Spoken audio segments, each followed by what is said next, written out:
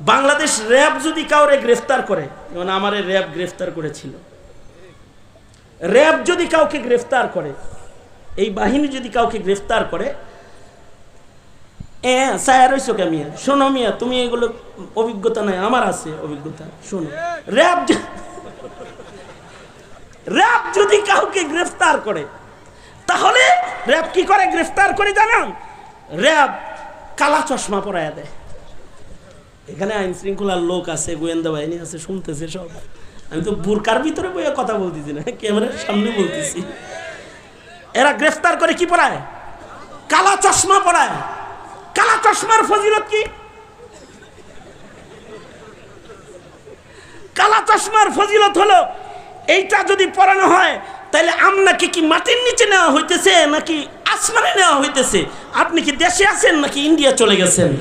আপনি কি অন্য কোনো দেশে ট্রান্সফার হয়ে গেছেন নাকি নিজের দেশীয় কোনো কারাগারে আছেন, নাকি কোনো অফিসে আছেন, হেড অফিসে আছেন, নাকি কোথাও আছেন? কিচ্ছু জানবেন না আপনি, কারণ আপনি তো কালা চশমা পরে চলে গেছেন।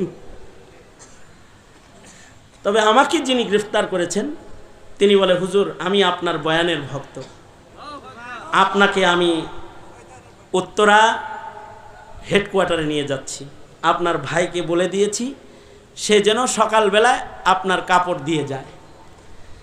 হুজুর আমরা তো গ্রেফতার করলে কালা চশমা পিন্দাই, আপনি আলেম মানুষ, আপনাকে পড়াইলাম না, আমাকে পড়ায়নি। কালা চশমার ফজিলত বুঝছেন তো? কি তাকায় রয়েছেন কে? বুঝছেন তো?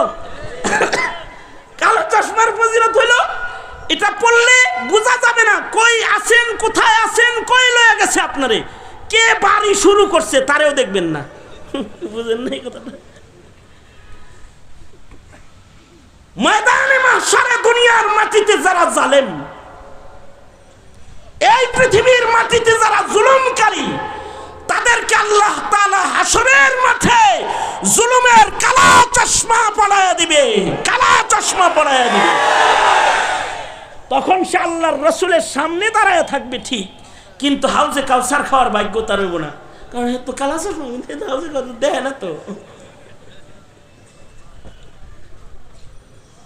দূর থেকে যার কালো চশমা নাই সে দৌড়ে এসে নবীর হাতের হাউজে কাউসার খাবে, আর হে ওই যে জুলুমের কালা চশমা আছে করে চেয়ে থাকবে, খালি জিহ্বা ঝুলে পড়বে, নিজের পয়গম্বরের হাতের হাউজে কাউসার দেখতে পাবে না, দেখতে পাবে না, হাউজে কাউসার দেখতে পাবে না। আর সরওয়ারে দু আলম নবী শাফাত নিয়ে অপেক্ষা করবেন, কিন্তু নবীর কাছে যাইতেও পারবে না, কদম চলে না। আন্দার যেরকম কদম চলে না, কালা চশমাওয়ালার কদম চলে না। সে রাসূলের কাছে যেতেও পারবে না, ওগো আল্লাহর নবী আমি আপনার উম্মত, আমাকে শাফাত করুন ওগো সরকার, বলতে পারবে না। এবার জুলুম বুঝছেন তো? তাকায় রয়েছেন কে? জুলুমটাকে বুঝছেন তো? এখন জুলুম হবে ময়দানে মাহশারের কালা চশমা। সহজ পরিচয়, আল্লাহর রাসূল বলেন আয-যুলমু যুলুমাতুন ইয়াউমাল কিয়ামা। কতটুকু জুলুম করলে কালো চশমা পড়বে? আল্লাহ যদি রাগ হইয়া যায় তো যাররা পরিমাণ জুলুমের কারণেও আল্লাহ তাআলা রাগ হয়ে যায়। এ কারণে হাবিবে কিবরিয়া মুহাম্মাদুর রাসূলুল্লাহ সাল্লাল্লাহু আলাইহি ওয়াসাল্লাম মায়ের কোল থেকে শুরু করে কবর পর্যন্ত একটা সরিষার দানার জুলুম নবী করে নাই। মায়ের কোলে আল্লাহর রাসূল জুলুম করে নাই, আদল করেছে, ইনসাফ করেছেন। মা হালিমাতুস সাদিয়া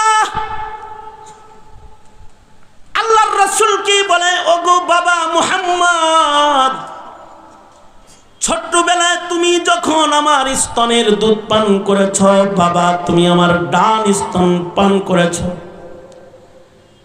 বাম স্তনের দুধে কখনো তুমি মুখ লাগাও নাই। চেষ্টা করেছি বাম স্তন পান করাইতে, কিন্তু বাম স্তনে তোমার মুখ লাগাইতে পারি নাই। এ বাবা মুহাম্মদ, দুগ্ধ পানকালীন মা কোলে শুধুই মাত্র বেছে বেছে ডান স্তনের দুধ কেন পান করেছ বাবা? আমি মা হয়ে তোর কাছে জানতে চাই। সরওয়ারে দো আলম নবী বলে, মাগো, ডান স্তনের দুধ শুধু পান করে বাম স্তনটা রেখে দিয়ে আমার দুধ ভাই তোমার সন্তানের উপরে ইনসাফ করতাম। কারণ আমি যদি দুনো স্তনে মুখ লাগাইয়া দিই, রহমাতুল লিল আলামিনের খাবারের ভেতরে মুখ লাগানোর অধিকার কারোর থাকে না। আমি পয়গম্বর যদি দুনো স্তনে মুখ লাগাইয়া দিই, মহান আল্লাহ তোমার সন্তানের দুধ হারাম করে দেবে। এ কারণে এক স্তন আমি পান করতাম, আদল আর ইনসাফ কায়েম করে আর একটা স্তন আমার দুধ ভাই মা তোমার সন্তানের জন্য আমি রেখে দিতাম। এটা হলো আদল আর ইনসাফ নবীজির মায়ের কোলে। আমাদের আদল ইনসাফ কিরম? আমার কাছে কিছুদিন আগে এক বড় ভাই আসছে। বড় ভাই এসে বলে, হুজুর, আমার ছোট ভাই তো আমার মেরা লাইছে। আমি কিন্তু আপনি তো খারা জীবিত মানুষ, মারল কই? কয়, হুজুর, আম্মারে মারে ঘুমের বড়ি খাওয়ায়া টিপ নিয়ে রাখছিল অনেক আগে। ঘুমের বড়ি খাওয়াইলে পরে মানে যা কইছে তাই করছে, ঘুমের বড়ি খাওয়াই দিছে। তো ছোট ভাই আদর করে ঘুমের বড়ি খাওয়াই দিছে, মা ঘুমের তালে মার সয় নিছে, টিপও নিছে, এটা গোপন করে রেখে দিছে। আগে বলে নাই।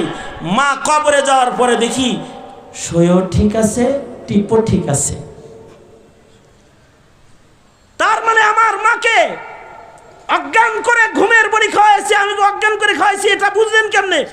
এটা আবার নিজের এক দোস্তের কাছে গল্প করেছে। সেই দোস্ত আবার পেটে কথা লুকায় রাখতে না পেরে আমার কাছে এসে বলে দিয়েছে। তার মানে ঘুমের বড়ি খাওয়া বাবারে মাতাল করে, মায়ের সেন্সলেস করে, তার স্বাভাবিক আকল বিগড়ে দিয়ে সম্পদ দখল করে ভোগবিলাসের জীবন কাটাতে চাও? মরবা তো কবরে খালি যায়ালো, বাড়ি কতগুলো আছে কপালে দেখালেও। নিজের বোনের উপরে জুলুম, বোনরে সম্পদ দিতে চাও না, নিজে ভাই হয়ে বোনদের সম্পদ দখল করে খাও, জুলুম। আল্লাহর রাসূল নিজের ভাইয়ের উপরে স্তনের দুধের জুলুমটুকুনো দোলনার ভেতরে আল্লাহর রাসূল করে নাই।